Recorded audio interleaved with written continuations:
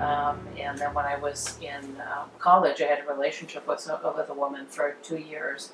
Well, actually, I thought I wanted to be a nun to start with, so I spent 2 years in that process, and I realized, yeah, I want to be around women, but not because I want to be a nun, it's because I'm a lesbian.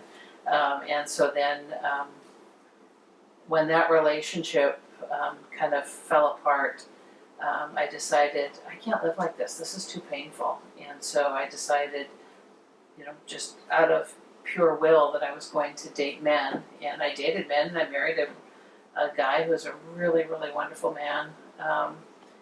And then I had this epiphany one time.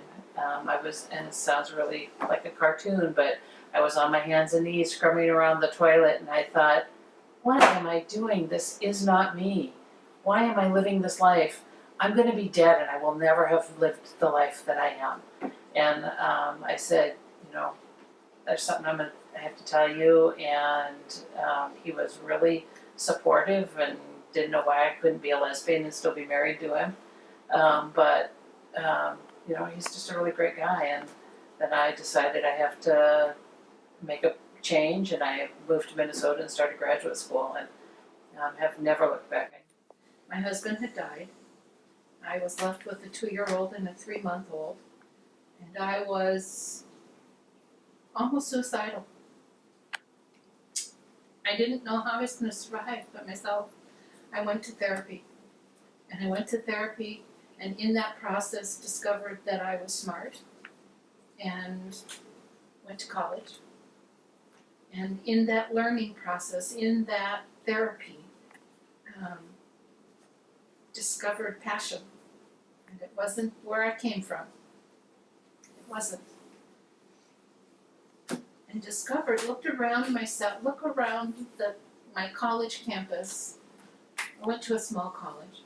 And I looked around where I would spend a lot of time in the student union, in the cafeteria area.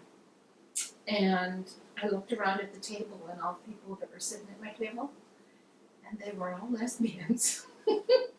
And it was like,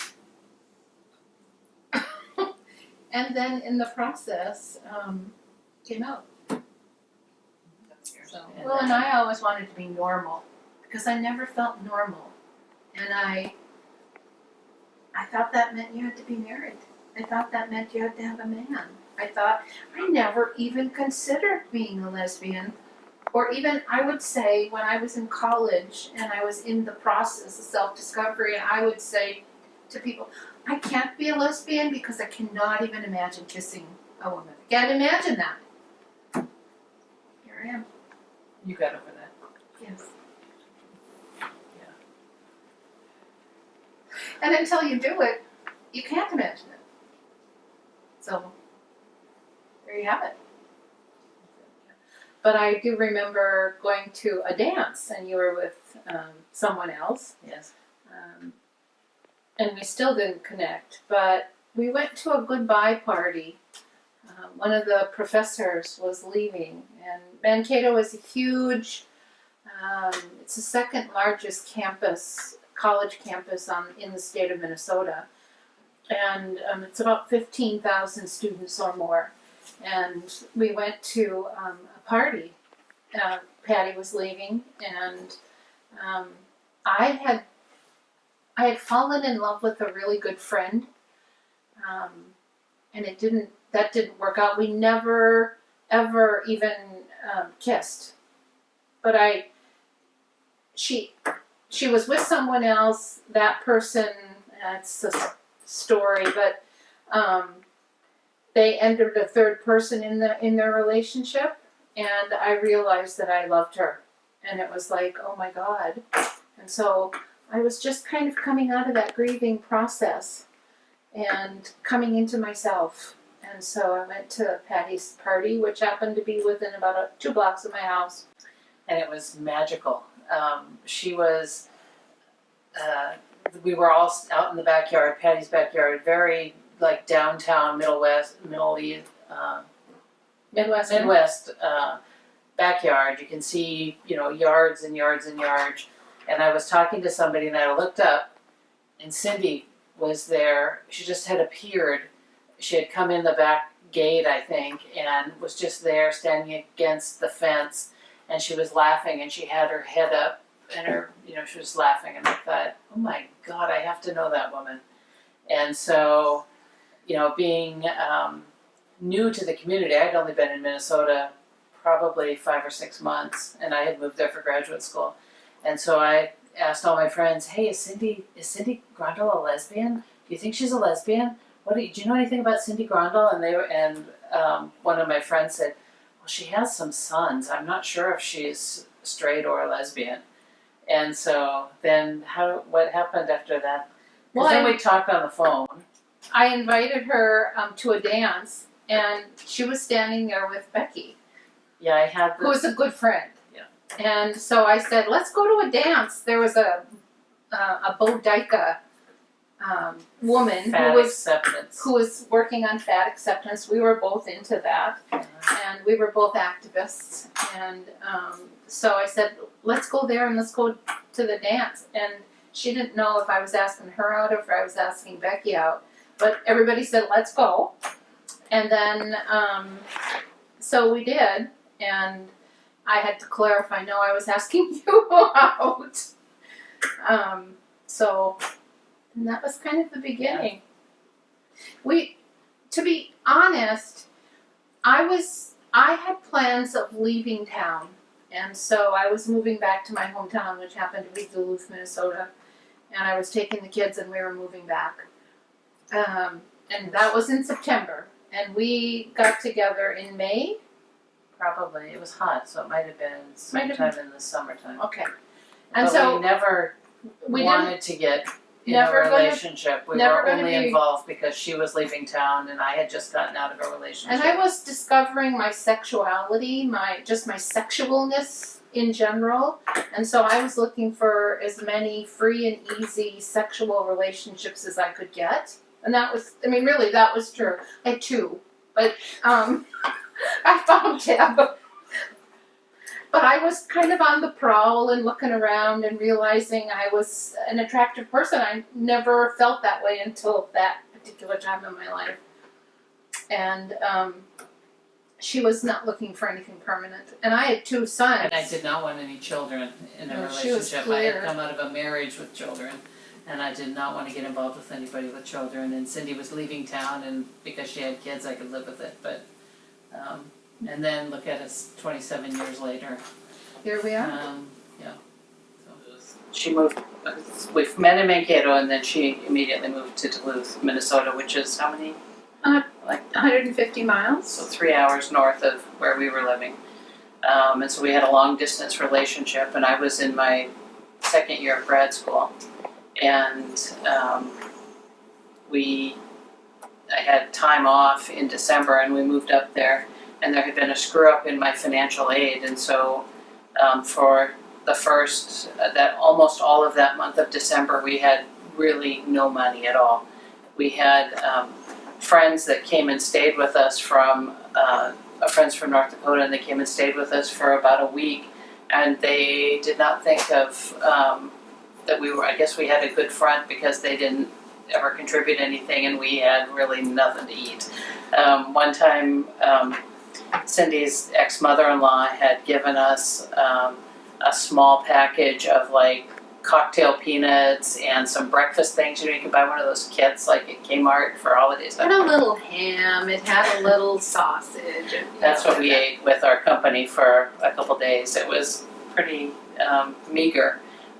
But glory be, my financial aid came in, and the day that it came in, we had our unofficial, not legal, but our personal commitment ceremony to ourselves. Before I moved from Mankato, so let's say we got together, gosh, it was at the end of July or early August, and then I moved early September, and I knew within a really short period of time that I was in love. I just knew. And I cut off all the other relationship, because I had 2 relationships going at the same time.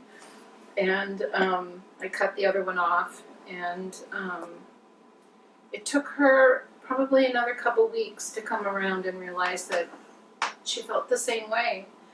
And by the time I moved, we knew we were full blown in love.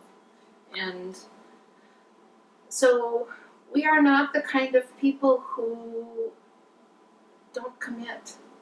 And so marriage, or that feeling of being committed to each other, was very, very important. And so we were in the time where commitment ceremonies were everywhere. But we didn't want that. We really, frankly, didn't want that. So, I don't know, did you want that? No. Yeah, and so by the time we had our commitment ceremony, my ex-mother-in-law took the kids overnight, and Deb and I went out to dinner and said a commitment thing, and then we drew a bath, and we had a bathtub commitment ceremony between the two of us. And we really kind of, there's a song about kind of staying together for the day, or for, just the moment, and then not looking at forever, and that's kind of how I looked at it. But here we are 27 years later, and we're together, and still I love her. And I don't know what I would do if anything ever happened. I mean, I don't know. I survived being a widow once. I don't know if I could. I don't know if I could live without her.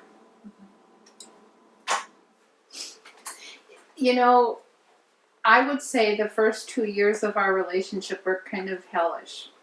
So, and I think that that's pretty normal. I think that, if you look at relationships ebbing and flowing, we worked, and we had teenagers. We had a 14-year-old and actually by the time we got married, it was around 12. And no, when we got together, 10, they were 10 and 12. 10 and 12. And by the time we moved out here, then we had a 14-year-old and a 16-year-old. And the 12-year-old, who's now just this wonderful adult, really, really acted out a lot and said to us that how could you do that to me? How could you do that to me? Do you remember that? It was tough. I mean, plus, both boys grew up with their Rich. His father died when he was 2, and Rob was 3 months old, and so they always had this. They'll tell you that they don't have a hole in their hearts or their lives, but they really are. I think they Rich have. does. Rich does. And never knowing their father, and then I came in, and they had their mom to themselves for 10 years. Yeah, 10 years, and I think we became more of a family than probably you and the kids were, though. We did. Certainly, I came from a family where there was a total focus on the unit, and you did things together. And I think when we got together, we'd go bowling, and we'd go to movies, we'd go to the ice capades and baseball games, the Minnesota Twins games, and that kind of stuff that I don't think you guys did before I came along. Not very much.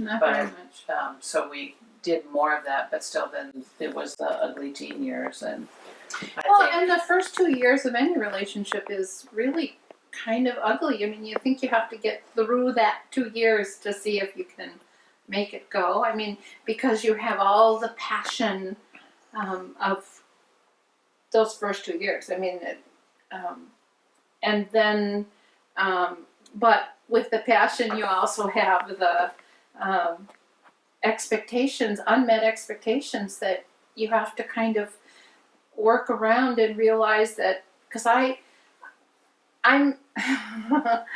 yeah, I had also really extreme PMS, and so for about a half a month I was kind of bitchy, and so it was, the first 2 years were really, really tough, and I packed up to leave, I think 3 times, and would leave the house, drive around the block, and come back. And you would just go to your safe place in your head. Like, this oh is my me. God, I'm a flatliner, and this is Cindy. But you know, once we learned to just accept each other the way that we are and go forward, I think that after that 2 years, it's been fairly good. It's been, not that there haven't been periods. I mean, and aren't still periods. We had a little minor skirmish this morning. So I mean, I have a friend who has been in a long-term lesbian relationship and has a son that she adopted when she was married to a man.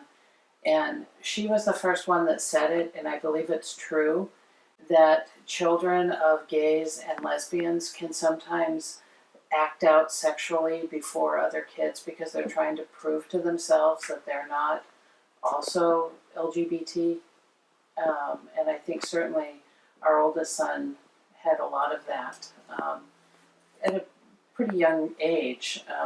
And so I think that's a really difficult time, especially in the time that our kids were younger. Now there's far more visibility, and it's not there are songs.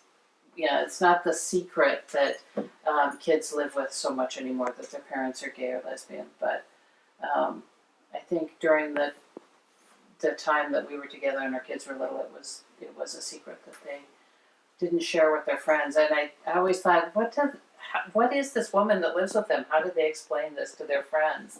And we asked one of them, I think we asked Nate or Niles or one of Rich's friends, and they said, oh, we just thought that was your aunt. Which was kind of funny. Okay.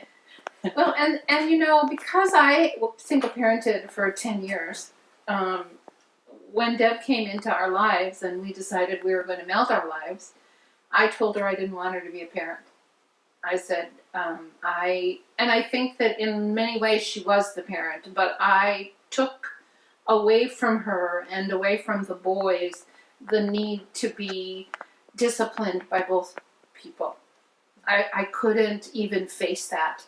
And so, and I know that that's an area where she feels that perhaps I did that wrong, and that's okay. I mean, it's over, it's done with, and certainly they cannot imagine life without her. But at that particular time, I just really couldn't imagine the kids not only melding their lives with us, but also having a third authoritarian person.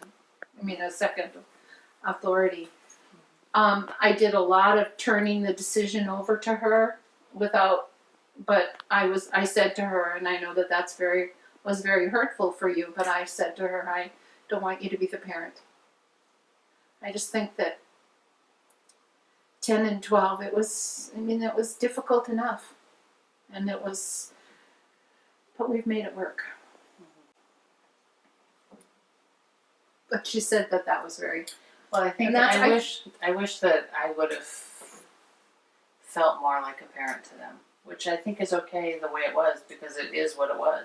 It is what it is. And if it could have been different, it would have been different during that time. But I think that's what it needed to be eased into. Yeah. And so even explaining that, having said that to her, that was incredibly painful. That was a painful time in our early relationship. Mm-hmm. So yeah, a lot of difficulty melding our lives those first couple of years, and a lot of it had to do with having two boys, and we were both politically active, and so the boys would come with us and carry signs and be interviewed by the press because they were 10-year-olds carrying signs across the bridge. And I remember one time we were driving, my family, we always went for rides. That was our entertainment. You get in the car and you go someplace you've never been before. And I'd never been most places in Minnesota, and we drove up to Ely. We had gone, which is up north of Duluth, and the kids were in the car, and Cindy had this old 77 Chevette, and we're in the car, and the kids are being kind of squirrely in the back, and they're fighting and being bad, and Cindy said, put on Anne Reid, they'll sing along and it'll be good. And so we took out our lesbian music and started playing, and they started Cassettes. singing. Yeah, cassettes, and it quieted them down. So they were a part of the culture, even though They did. They knew all the lesbian songs. Yeah. Because So, we'd and it play them worked, we'd so. play 'em in the car, and they would sing along. Yeah. Because I would be singing along. I thought, what alternate universe is this? I was never involved in very much school stuff. I did all of that. Yeah. Rich. So we got together. He was 12, and he began acting out almost immediately. And his acting out would be stuff like throwing snowballs at cars and then getting caught. He made an obscene phone call and left his friend's name on the obscene phone call, but his friend knew his name, his voice. Mm-hmm. He really, really struggled for years with us being together and me not giving him the full male-female couple. Yeah, I think he grew up thinking that his family was not normal because he had two moms, or a mom and an aunt, and that there was this perfect normal family out there, not realizing that his friends' parents were alcoholics and were, split up, and that that picture that is sold as the normal family doesn't exist for anyone.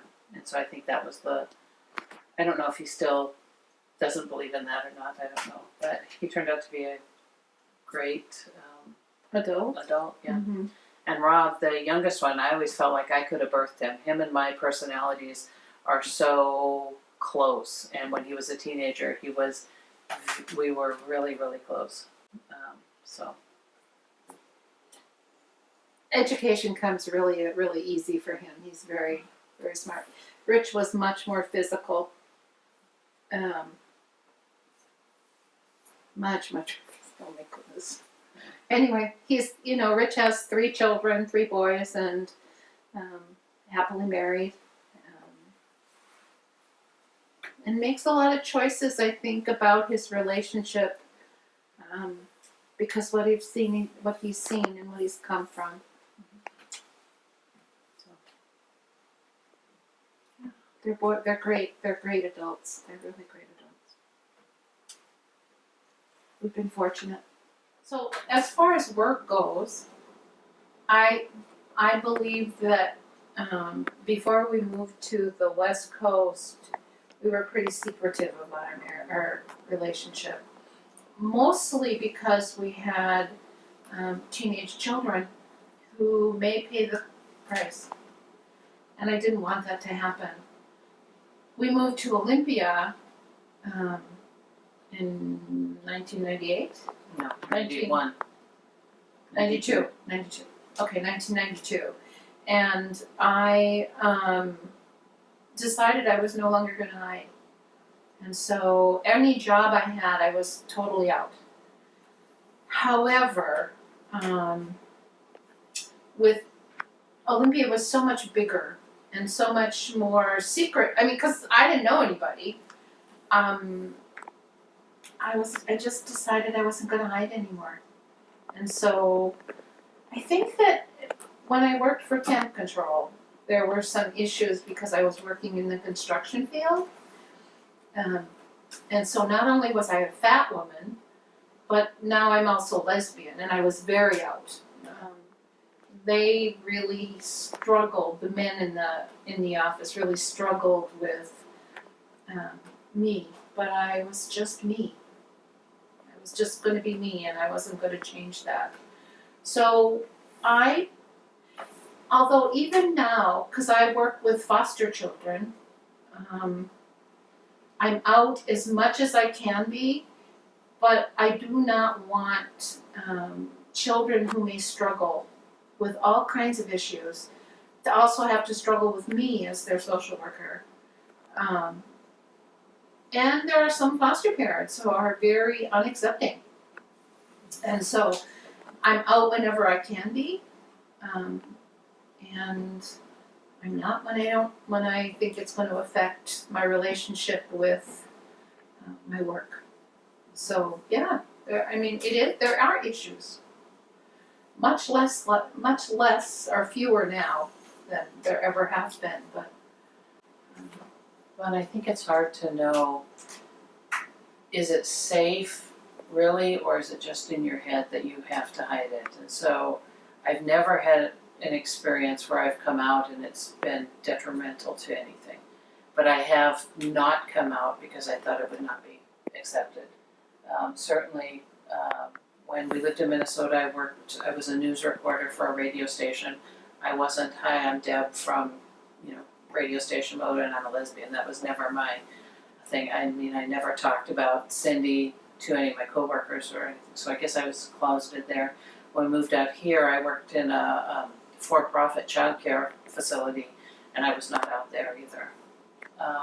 They had a policy against. Well, but then I would have a dream. I would have a dream at night that I was in bed with Cindy, and I would look up, and all of the kids from my classroom would be standing around the bed, and I'd have to figure out how I could get out of this situation that looked very incriminating. And then I finally said, screw it. I'm a lesbian and Cindy's my wife. And so ever since then, I've been 100% out in all situations.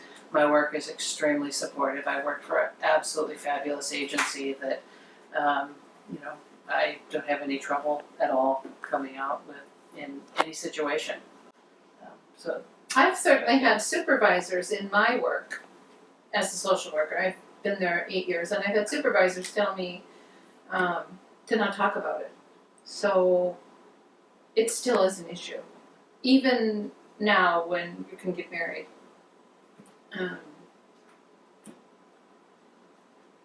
But yeah, I'm retiring, so it's not an issue very much.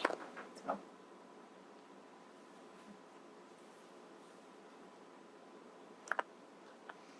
I've not ever lost a job because I was lesbian. And when we had our commitment ceremony, she had been married to a man, I was married to a man, and both of our ex-husbands were good guys. I think that we just were in the wrong relationships, and marriage was not important to us, and I don't think that we ever considered getting married. I mean, It wasn't an option.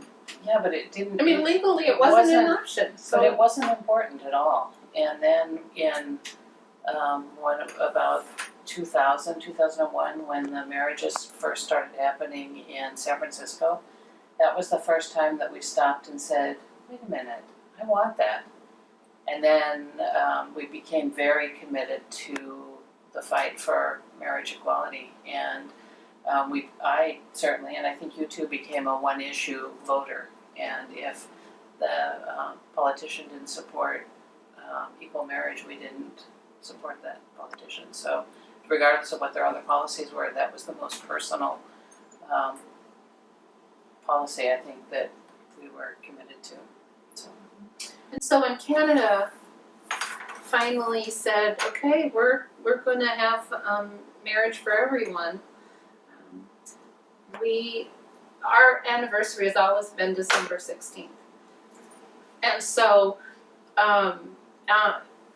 we set aside December 16th. Her parents came up. Both children came up. The two grandkids, the granddaughter or the daughter-in-law. We all went to Canada, spent a few days together, enjoyed the city, met the minister who was to marry us, and we got married in a hotel room in Canada, in Vancouver. I'd never been to Vancouver before. That was fun, and it was great that everyone a family had surrounded us. That was wonderful, and our children. Both boys signed the marriage certificate. And they did again when Washington State made it legal. It made me cry. I could get married in the United States. I could be married. And so it happened. Came into law the 15th of December, and the 16th of December was our anniversary, so we got married. And our daughter-in-law said, we had a ceremony up in King County, and because I had handpicked the minister, and so our daughter-in-law told us she would go to every state if we wanted to get married everywhere.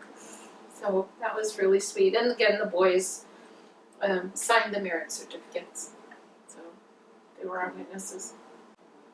And it was kind of funny though, because it didn't change our commitment, whether it was a legal marriage or a personal commitment to each other. It didn't change it.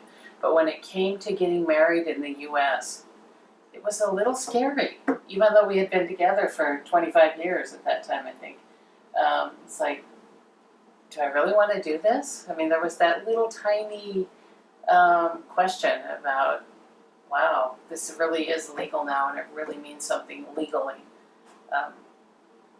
But Changes taxes. yeah. And it was hard to write our vows. We had written very personal, our first commitment ceremony was very personal, and I remember telling each other what we loved about each other during that time, that ceremony. And then we got married in Vancouver. We wrote really more traditional like marriage vows, I think. And then when we got married in 2012 in Washington, it was hard. What can you promise after you've been together for 25 years?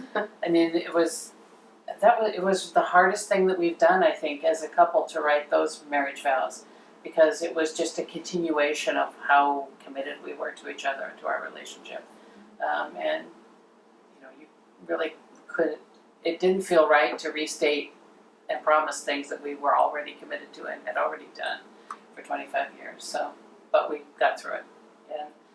And fortunately, by 2012, Brandy Carlisle's "The Story" was out, and that was the song of that marriage. Yeah, I've been married 4 times. Cindy's been married 4 times, and 3 times to the same person. So, She proposed to me at one point on our anniversary before Canada. it was probably 2011. It was already legal in Canada. And she took our wedding ring and she made this beautiful, it wasn't a poem, but she had written a beautiful verse and wrote from the heart and then wrapped it in the wedding ring around it. This is how classy we are. We went to Anthony's in downtown Olympia. But, it was a great meal, and so she handed me this thing she had written in the wedding ring around it, and I took the wedding ring off and threw it across the table, because I just thought it was something binding the paper.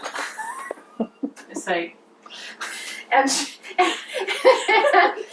had secretly bought the ring, and she had, really it was incredibly romantic, and then I read it and went, so, that was nerve-wracking to propose. I bet. So I have a lot of sympathy for anybody who proposes. So. Oh, we got married then exactly a year later. Yeah. Our song is "The Story." Oh, The Story by Brandy Carlisle. She wrote it, sang it. We love, it's. What are the words? All of these lines on my face tell a story of where I've been. That's paraphrased, but kind of, I feel that's pretty much who we are. Is we're involved in all the lines in each other's face, and really we are enmeshed in. Our lives are enmeshed. It's where I choose to be.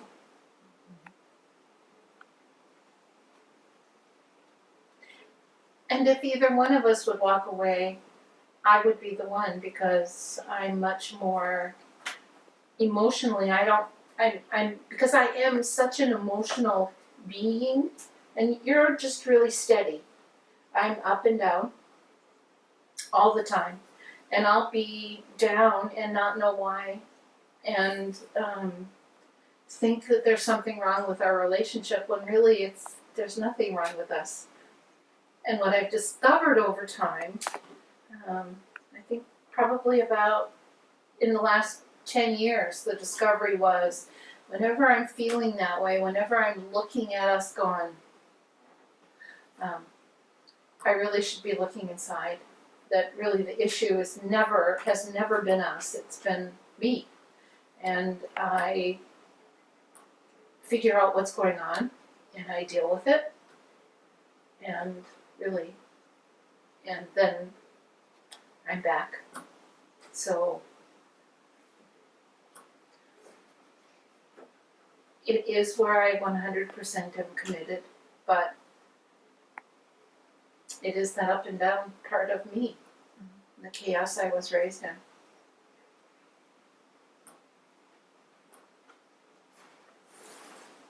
Luckily, she understands. What have we enjoyed doing together over the years? Building a home, building a life.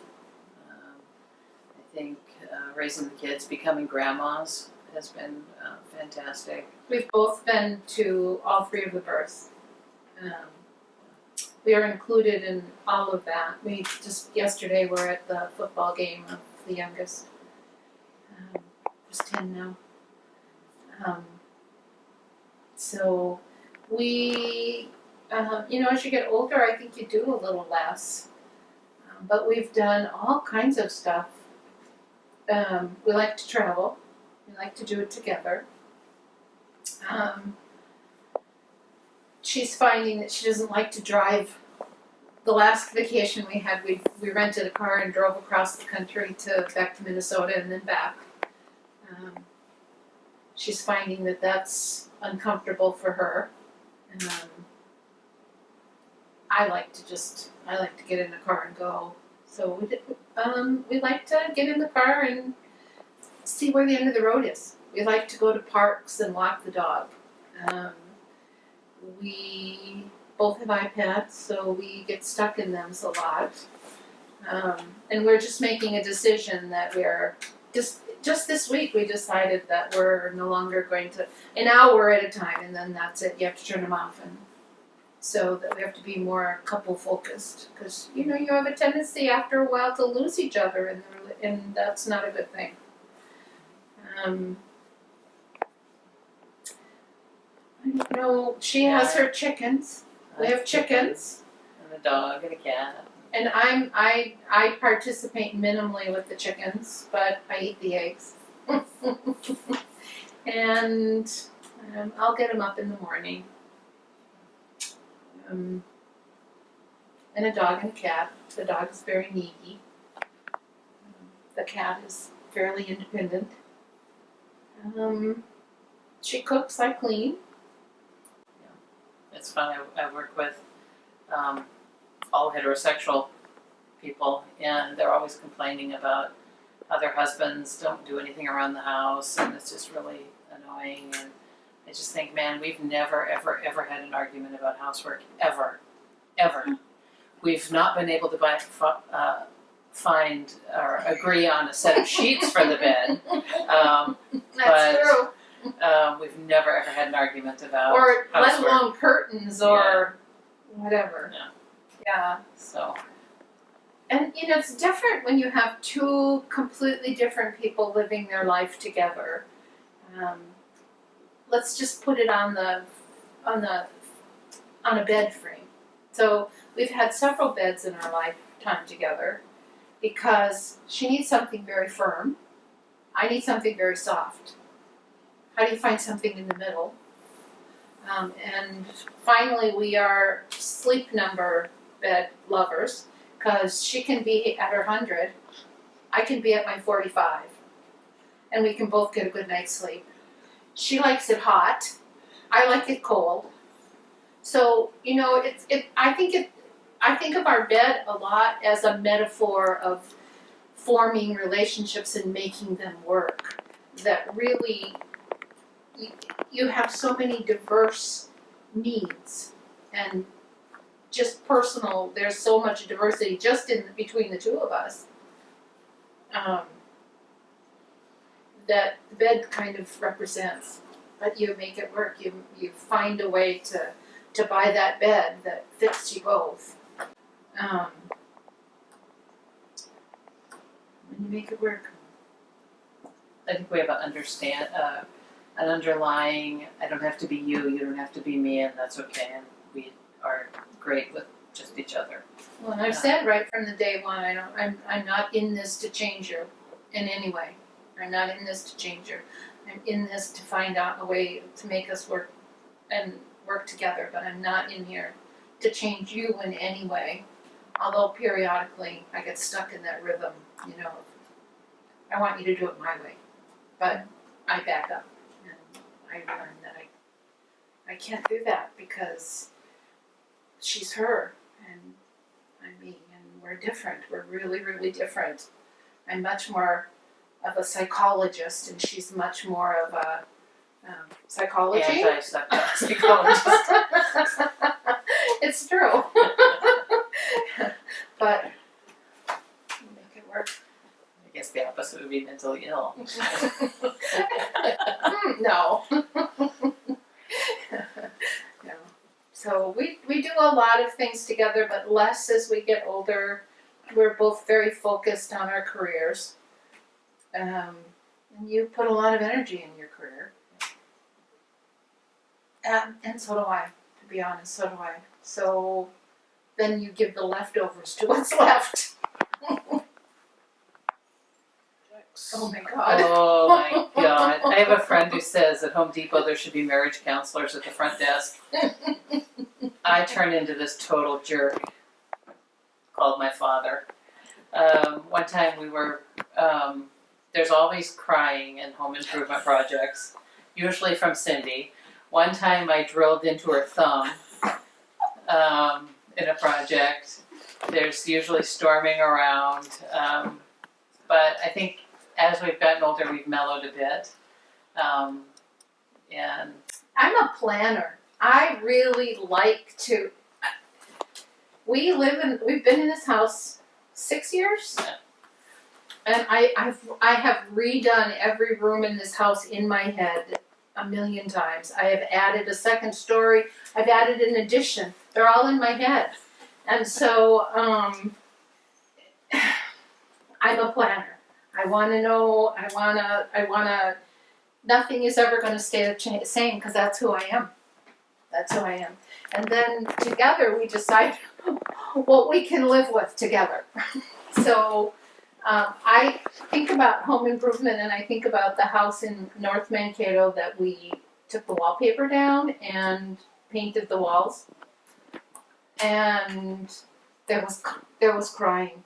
There was copious amount of crying before we could figure out how to work together. So yeah. it's gotten better though. It has It's gotten better. Mostly you do your thing and I'll do my thing, and that's good. We have different standards too.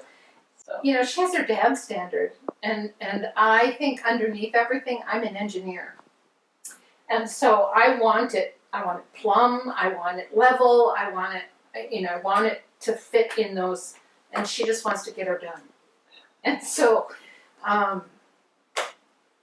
we have to meet in the middle. And we have to decide what Cindy can be responsible for, what Deb can let go of, because we both have control issues. yeah, we're both very controlling people. So, fortunately, we don't control the same things. Fortunately, Most of the time. I'm the cleaner, she's the cook. Yeah. I'm very fortunate. I have the best wife ever, and that's no lie. I do. I have the best life ever. I'm very lucky.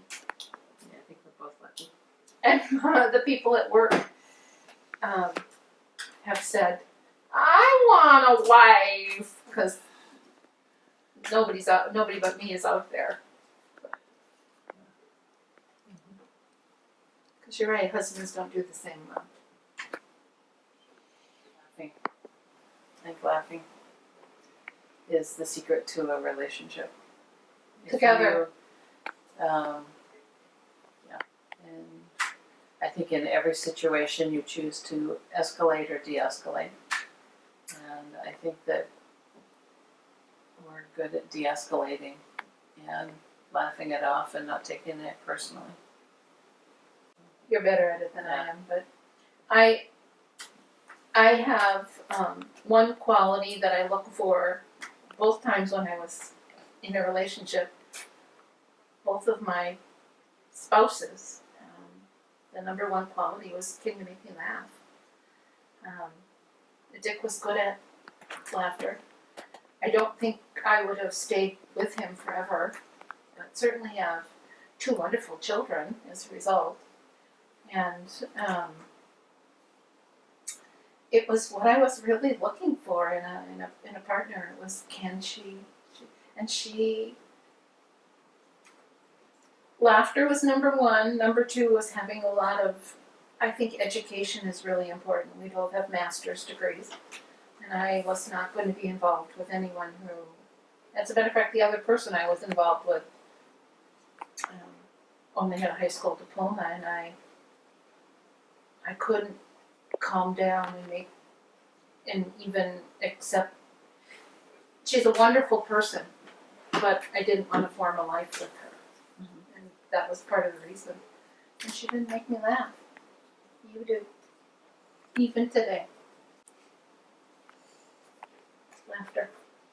Well, I think that it's not about the completed degree either. It's kind of a commitment to learning more and a sense of curiosity, I think, and certainly I think people can have degrees and be not the greatest people.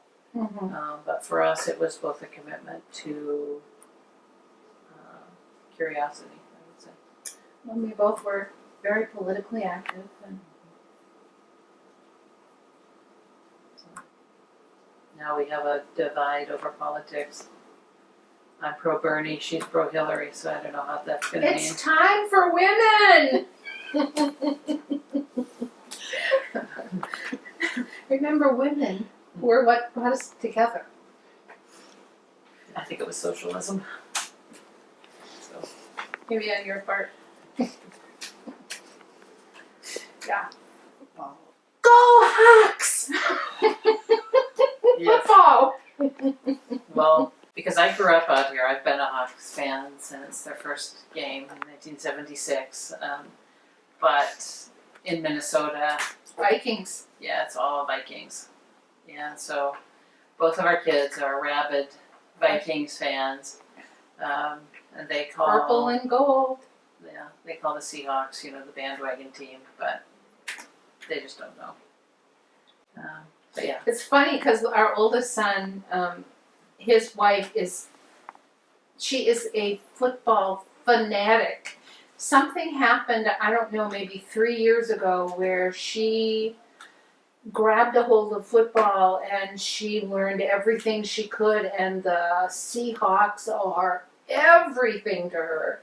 And for him, the Vikings are everything. And he says, he's kind of coming around now.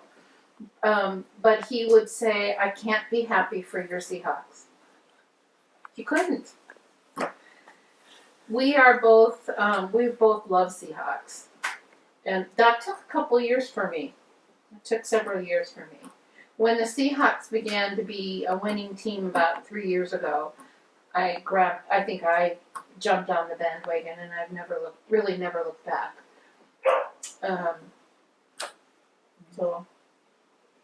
But neither one of us, well, I don't hate the Vikings. Well, they're I root second for them on except my when they're list. playing the Seahawks. Yeah. So, yay, go Hawks, they won today. Which was it was a melancholy day for me because I'm from Minnesota and they played the Vikings. But they played a great game.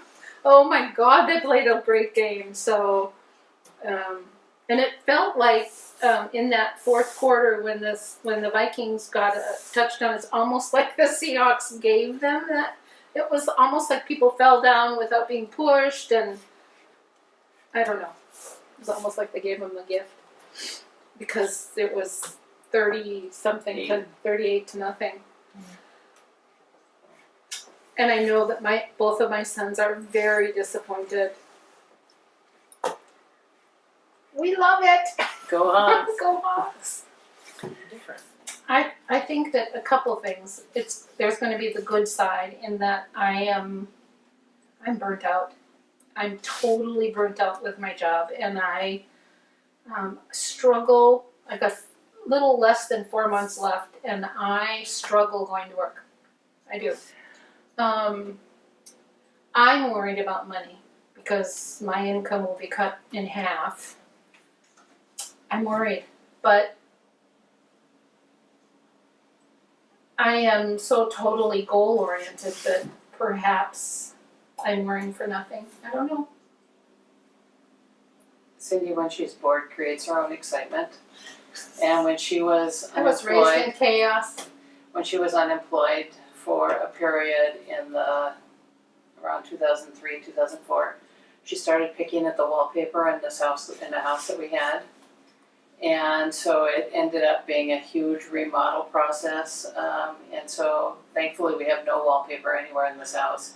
But my fear would be that she's bored and starts something that's going to be a big process. So no, I really don't have any fears about her retiring. I think that she works very hard for the money that she makes, and I make more than her, but it doesn't seem fair because her job is way harder than my job. She says that she doesn't want to have people's lives her responsibility anymore, and so I totally understand that. So I'm looking forward to retirement for her. We've got some struggles ahead with negotiating money and all of that. But, that'll be an inch at a time and a situation at a time. It's just that because I'm more of a worrier than she is, I'm picking at the wallpaper, so to speak. So I'm worried. And I can't push her to do anything that she doesn't want to do. So we're both pretty stubborn. Because we met being active in political stuff. We met in Mankato, Minnesota, in both of us in a graduate program for women's studies, one of 3 in the nation. So we had a lot of obsessive people around us really working on causes. I think causes or politics move slowly, and it's our job to find our own place in the world. It's kind of like me trying to push Deb. It's not going to work. Working for a cause is important, and finding your place in that cause is important, but I don't know that we're going to make that change by our own personal action. I don't know.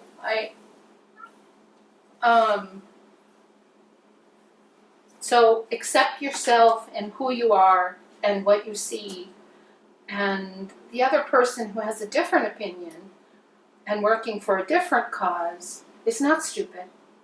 They just have their own beliefs. And we need to, I believe that we really need to be more community oriented. You can believe what you want. You're not stupid because you do. I get to believe what I want, and I'm not stupid because I do. And we should all be working together on those things we can agree. We shouldn't be focusing on those only areas that we disagree. So that's what I think I have learned in the process. I would just say that I think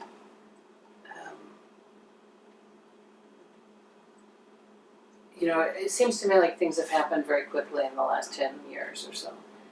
And I think that when we were together, you would go to lesbian music events, lesbian book bookstores, yeah, all of that. But that is kind of, that was our only bond, and now I think that lesbians and gay men and trans people and everybody else is so a part of society that we no longer have to find ourselves in order to create community. But there still is that part where we're not, and we need to be careful about those parts too. But I think that, you know, in the 80s I wasn't necessarily out at work, and now I'm out 100% at work. And I think, you know, I think there's never been a better time to be different in America. There's still pockets of difference that are really horrible. Like right now is Islamophobia, and but I think that for LGBT people, it's never been a better time. It's not perfect, and we have still a long ways to go, especially around trans issues. But I think it's never been a better time.